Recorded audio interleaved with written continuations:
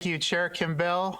It is both a great pleasure and an enormous privilege to address all of you this morning in my first report to this board as Chancellor. I want to begin by welcoming President Sandin and Interim Presidents Jimenez Sandoval and Yao. And President Beck, while Channel Islands and the CSU have benefited from your leadership for years, I welcome you as well in your new role as President of CSUN. I'm excited to work with all of you and hope that the transition to your new positions has been as seamless and as ably supported by talented and dedicated staff as mine has been. As Chair Kimbell so eloquently noted, this is a consequential and historic moment in time for our nation, which is deeply and bitterly divided. America's most sacred democratic institutions have been threatened, first through reckless language and rhetoric, and then almost unimaginably through literal physical violent attack. And still a pandemic rages, one that has wrought global suffering on a massive and heartbreaking scale, and one that has disrupted our lives, brought about great economic uncertainty, and disproportionately impacted the most vulnerable among us. And yet, despite all of this, I remain optimistic with a wholehearted belief that we are at an inflection point, one that will mark a turn toward healing, reconciliation, and recovery. And as the nation's largest, most diverse, and most consequential university, it is our great privilege and responsibility that we don't have to hope for an inflection point. We can be the inflection point. Chair Kimbell is right. Never has the transformative power of higher education been more clear and more necessary. It's a power to change lives, a power to help drive our state's recovery and sustained economic vitality. Thank you, trustees, for the privilege of serving as your chancellor at this historic moment in time. More than ever, our nation needs and deserves bold leaders who are informed, ethical, compassionate, and understanding of diverse cultures and perspectives. I say this for two reasons. I mention this because it is the type of leader I will strive to be as our chancellor of our beloved university. And I say it to remind us that these are the types of leaders, whether they enter public service or pursue careers in the private sector, that the CSU is educating now so that our state and nation will be stronger in the decades to come. That is our mission. To fulfill that worthy mission, we must continue to come together to work as one. That is when the CSU is at its very best, whether it is through collaborative research endeavors like the Agricultural Research Institute, sharing data and best practices to enhance student success, as we do so effectively in our Student Success Analytics Certificate Program, or when our campuses and staff join together to provide resources, aid, and support during natural disasters and times of tragedy, which have impacted our campuses far too frequently in recent years. These are but a few examples.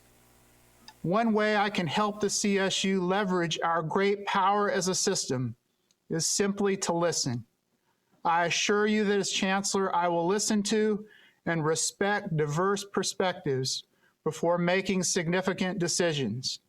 And I ask that you share your perspectives with me, especially when you believe that the CSU can do better. To that end, I will be visiting each campus starting next month. The visits will by necessity be virtual at first, but hopefully in person starting in the fall. And I very much look forward to meeting with students, campus leadership, faculty, staff, alumni, and members of the communities that we all serve. I want to again express my appreciation to Governor Newsom for his proposed budget and welcome reinvestment in the CSU. And while we will advocate strongly for a full restoration of our budget, I restate, because it bears repeating, that we will not raise tuition for academic year 2021-2022, and that if our assumptions for state and federal support hold, I will not support a system-wide furlough program. And we will all do what we can, as much as we can, to avoid additional layoffs of permanent CSU staff or faculty due to a lack of state funds.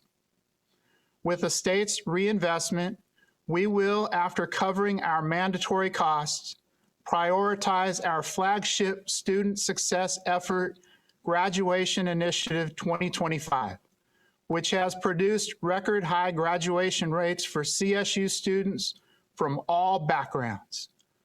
But of course, we can and we will do more. We have formed a new GI 2025 steering committee comprised of a diverse group of faculty, administrators, and students from across the CSU. The committee's charge is to ensure that we are doing everything we can as a system to not only sustain, but accelerate our progress toward our ambitious goals. The committee will identify and recommend proven strategies to further improve retention and graduation rates and to close equity gaps, while ensuring that analytics and reporting systems are in place to guide our efforts and provide accountability.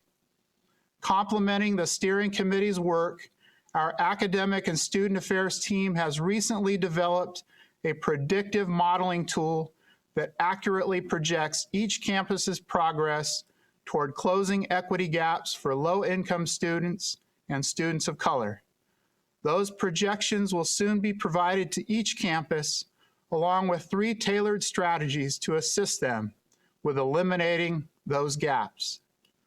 I'm excited by this work and its remarkable potential to transform lives through higher education. It is work that is profoundly meaningful and personal to me.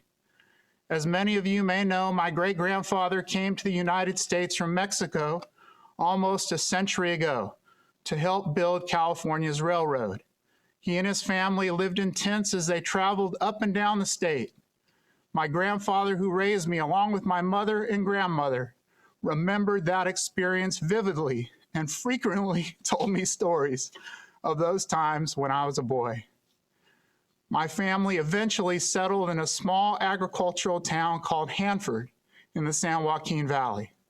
I was the first in my family to go to a university, attending the University of California, Berkeley, thanks to a program that provided educational opportunities to students from the Valley and from modest financial means. It was at UC Berkeley, as I began to see my own life transformed through my college experience, that I discovered my passion for educational leadership. And throughout my career, and especially the last 7 years, I've had the honor of serving as the president of Fresno State. Go Dogs, by the way. I've seen higher education transform the lives of so many talented and diverse students who grew up in circumstances similar to my own. This is why I'm so humbled and inspired to have the opportunity to work alongside all of you to continue to positively impact lives at a scale that the CSU alone can provide. I consider it my life's highest professional honor and responsibility, and I thank you again for that opportunity. In closing, I want to acknowledge the tradition instituted by Chancellor Emeritus White of delivering the State of the CSU address at this meeting.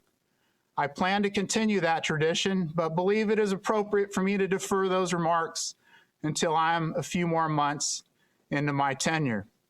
However, although my time in service as your Chancellor has been short, I have every confidence in providing this sneak preview.